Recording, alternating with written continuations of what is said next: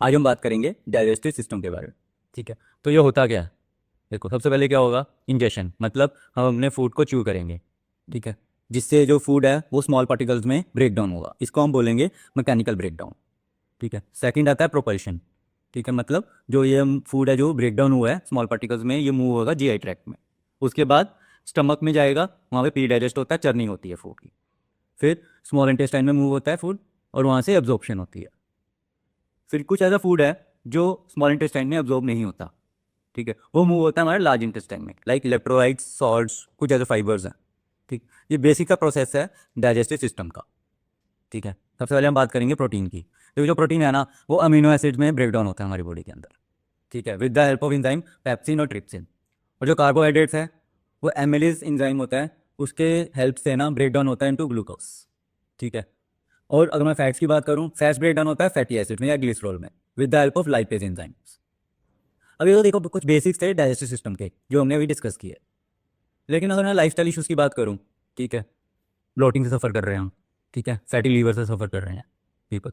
ठीक है, हम लोग आईबीएस से सफ़र कर रहे हैं, आईबीडी से सफ़र कर रहे हैं। ठीक है, तो ये कुछ लाइफस्टाइल इश्यूज़ हैं। अब एक्सरसाइज इसमें कैसे हेल्प करती है वो डिस्कस करते हैं। सबसे पहले गट मोटालिटी एनहांस होती है। ठीक है, मूवमेंट ऑफ फूड हमारी बॉडी में वो एनहांस होता है। एक्सक्रीशन प्रोसेस एनहांस होती है। ठीक है, जिससे हमारी जो बॉबल मूवमेंट है ना, वो भी एनहांस होंगे। ठीक है, हमें इतना पता है जब हम वर्कआउट करते हैं, जो कोर्टिसोल लेवल है, ठीक है, हमारी बॉडी का, वो रेगुलेट होता है, स्ट्रेस रेगुलेट होता है।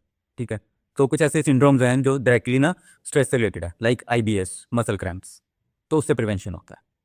हमारी बॉडी के अंदर जो गुड बैक्टीरिया ना, ठीक है, उसकी प्रोडक्शन एनहांस होती है। ठीक है, ऑब्वियसली जब हम वर्कआउट करेंगे मेटाबॉलिज्म एनहांस होगा, हमारा जो वेट है वो मैनेज रहेगा। ठीक है, तो लाइफस्टाइल इश्यूज़ हैं कुछ ऐसे जिसकी वजह से ना हमारा जो लीवर है ना, उसमें फैट डिपॉजिट हो जाता है। ठीक है, जिसको हम बोलते हैं फैटी लीवर।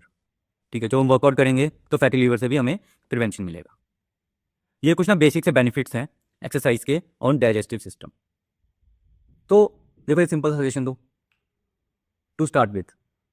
अगर हम हर मील के बाद ना, लाइक ब्रेकफास्ट, लंच, डिनर, इसके बाद 15 से 20 मिनट ना वॉक भी कर लेंगे ना, ठीक है, तो बहुत सारी इश्यूज़ हैं, लाइफस्टाइल इश्यूज़ हैं, लाइक कॉन्स्टिपेशन, ब्लोटिंग, ठीक है, ब्लड शुगर लेवल मैनेज करना, ठीक है, बीपी, इन सब से आपको प्रिवेंशन होगा। ठीक है, इसको बोलते हैं पोस्ट मील वॉक।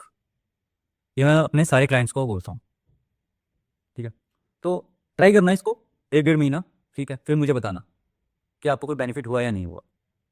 ठीक है, तो नेक्स्ट टाइम हम बात करेंगे हमारे जो न्यूरोलॉजिकल सिस्टम है ना, उस पर जो वर्कआउट करते हैं उसका क्या डायरेक्ट इम्पैक्ट आता है या उसके क्या बेनिफिट्स हैं। Thank you.